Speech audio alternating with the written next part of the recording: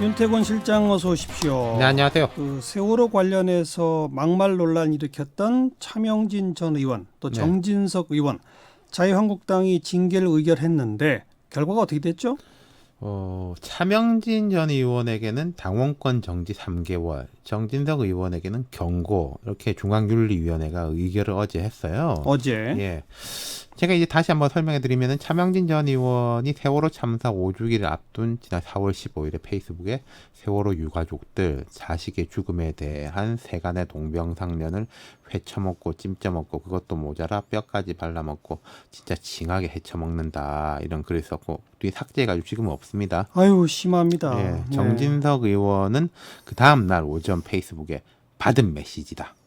세월호 그만 좀 우려먹으라 하세요. 죽은 애들이 불쌍하면 정말 이러면 안 되는 거죠. 이제 징글징글해요. 라고 적었어요. 예.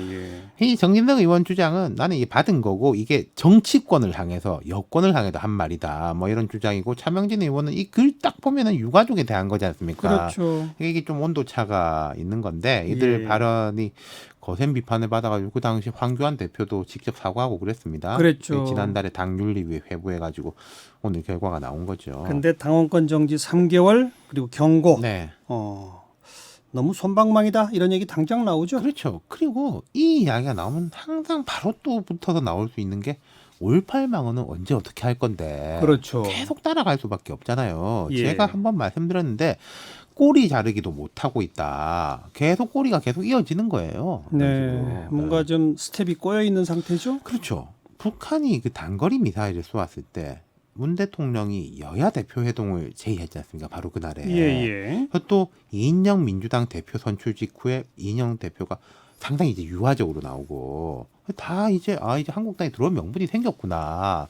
그리고 그 당시에 이제 한국당의 반응도 뭐 이런저런 부대 조건에 달았지만은 뭐 하겠다 이런 쪽이었잖아요. 맞아요.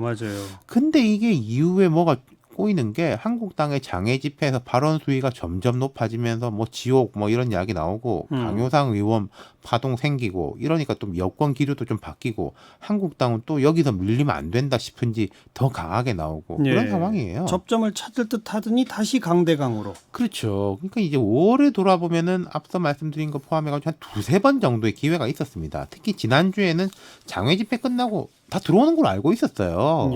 원내 수석 부대표들끼리 물밑 회동도 몇 차례 있었던 걸로 아는데 더 막히고 있네요. 네. 그렇게 강대강이 되다 보니 어제는 문재인 대통령도 직접 그 정상통화 유출과 관련해서 자유한국당을 강하게 비판했죠. 네, 그래서 이제 뭐 나경원 원내대표가 청와대가 정쟁을 지휘하냐 뭐 이렇게 막 비난을 했는데 이건 있을 거예요. 대통령이 이렇게 강하게 이야기하면 좀 여권이 운신의 폭이 좁아지긴 합니다, 분명히. 그럼요. 그러니까 한국당은 더 세게 나오고 근데요. 최근에 강효상 의원건 같은 경우에 있잖아요.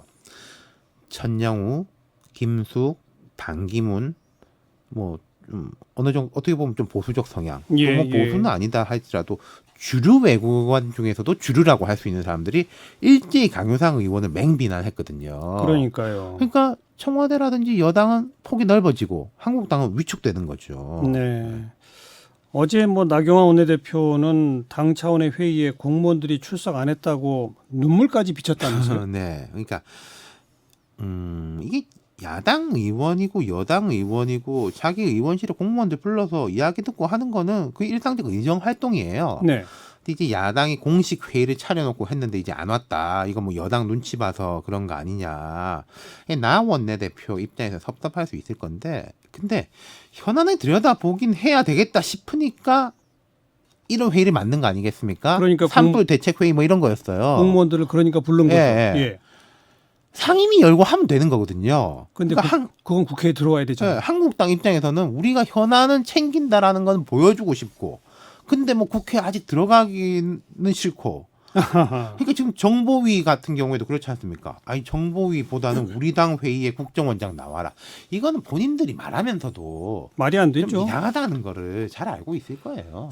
그러면 또 그러다가 또 갑자기 그냥 아무 일도 없었던 척하고 들어오기도 뭐하고. 그러니까 지금 민주당 원내 지도부가 한국당하고 계속 협의한다. 한국당도 국회 정상화 의지가 있는 것 같다. 잘 될 것 같다. 이렇게 말하고 있는데 어제 이제 덧붙인 말이 있었어요. 박찬대 원내대표는 뭐라고 했는고 하니 민주당만이라도 개의 요구를 해야 되지 않겠나? 예. 5월은 법적으로 임시국회가 열리는 게 아니지만은 6월은 법에 의해 열려야 된다.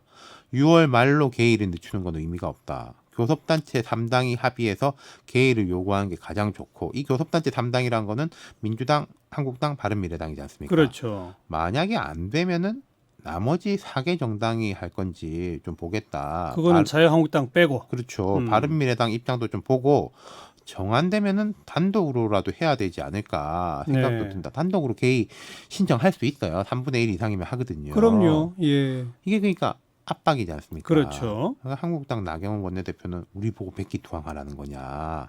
이러한 국회와 야당에 대한 태도로는 국회 정상화가 어렵지 않나 생각한다. 이렇게 목소리를 높였어요. 목소리는 높이지만 전략이 뭘까요? 한국당? 저도 그게 궁금한 게 나 원내대표 말로는 뭐 지난주에 거의 여당하고 합의가 될 뻔했는데 안 됐다 뭐 이런 말을 오늘 또 했어요. 분명히 들어갈 때가 됐다고 생각하고 있는 건 분명합니다. 근데 지금 상황에서 들어가면은 그냥 굴복으로 비친다 이렇게 보는 것 같은데 예. 제가 생각할 때는 시간이 지나면 지날수록 한국당이 뭔가 성과를 갖고 들어갈 가능성 더 낮아질 수 있을 거예요. 예, 예컨대 강효상 의원 건도요. 국회 여는 협상이 잘 되고 정상화됐으면은 지금보다는 파장이 작았을 수도 있어요. 그렇죠. 오히려 이게 장외에서 이렇게 싸우다 보니까 더 파장이 커지는 거거든요. 그렇죠. 뭐 예컨대 오늘 이런 안 좋은 사고 같은 것도 네. 또 국회 열어가지고 이야기할 수 있는 거지 않습니까? 그럼요. 말 그대로 초당적 협의를 할 수 있는 거고요. 예. 빨리 들어가는 게 좋을 겁니다. 이제는 예. 본전 계산할 때가 아니고요. 조금 아까 지금 상황에서 들어가면 그냥 굴복으로 비친다 이렇게 보는 것 같다 이런 말씀했잖아요. 굴복이 어디 있어요? 이런 그리고 문제에서. 들어간다라고 하면요. 민주당이 아마 뭔가를 또 내놓을 거예요. 네. 아유, 이 얘기도 이제 그만했으면 좋겠어요.